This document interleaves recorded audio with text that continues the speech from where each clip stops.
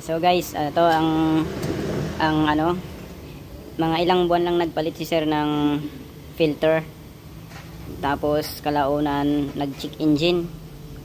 So ito yung sinasabi ko na kapag magpapalit kayo ng filter na local o kaya hindi talaga sa kanya, ayan, magkakaproblema tayo. So bumili ka ng filter na mumurahin or hindi, kahit na sabihin natin mahal kung hindi talaga sa kanya. Bibili ka ng filter na ganun o kaya sabihin natin mumurahin.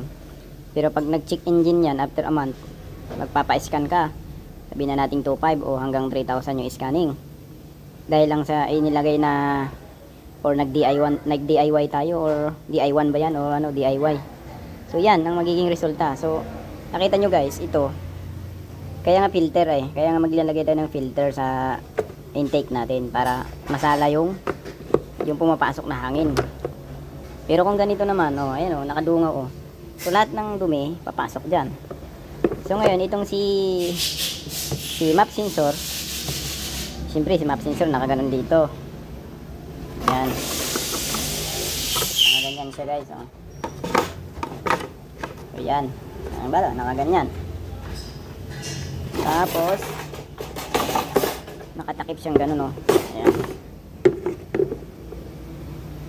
Ayan guys, nakatakip siyang ganyan. Lalo na sa mga owner ng sasakyan na nagdi-DIY. Ayan, wag nating sabihin na okay na yan, ano lang naman yan. Okay na yung ganyan, ano lang naman yan. Hindi, pangit yung yun. Hindi okay yun. Pangit yung ganun na mindset sa ganito. O sabihin natin na may pera naman, may pangano naman. Siyempre, doon pa rin tayo doon sa proper talaga. Tsaka yung ginagawa natin, hindi makakaabala sa atin. So, yan. So, tingnan natin yung map sensor kung bakit siya check engine. Ang sinasabi niya dyan guys, circuit. Pero hindi circuit yan. Ayan siya Ang kapal niyan, binugahan ko lang kasi kanina kaso naisip ko, ibablog ko pala. Ayan, kaya luminis na dito. Pero makapal talaga yan. Pumasok lahat ng dumi dito dahil yung filter natin is hindi talaga masasabing filter, kasi filter tapos may bintana naman. Hindi, lalo na guys sa mga nasa mga disyerto na lugar, ay lalo na talaga wala nang yan. Yan. So ang ilalagay natin dito, ganitong filter, ganito kahaba. Yan. Ito. Tingnan nyo yung size, saktong sakto, diba? Ganyan ang filter. Yan, mahaba. So pag inan mo naman, silang dalawa. Ayan. So ganun lang naman guys ang maibabahagi natin dyan kung bakit nag-check engine, hindi nila alam. Siyempre ang sasabihin ng ibang mag-i-scan dyan or yung mga nagsisimula pa lang, sabihin nila circuit yan, circuit. Kasi yun ang na-scan ko sir ganun, diba? Pag inanalyze mo kasi yung tingnan mo yan, puro dumi yan. Mag-check engine lang talaga yan guys pagka ganyan kadumi. Kalaunan pagka pinabayaan mong ganyan yan, low power. Ayun, kahit anong gawin mong birit dyan, low power na yan dahil nasira na to. So okay ba yan, lilinisin lang natin. So ang sinasabi ko lang dito, dapat tama yung filter na ikakabit natin.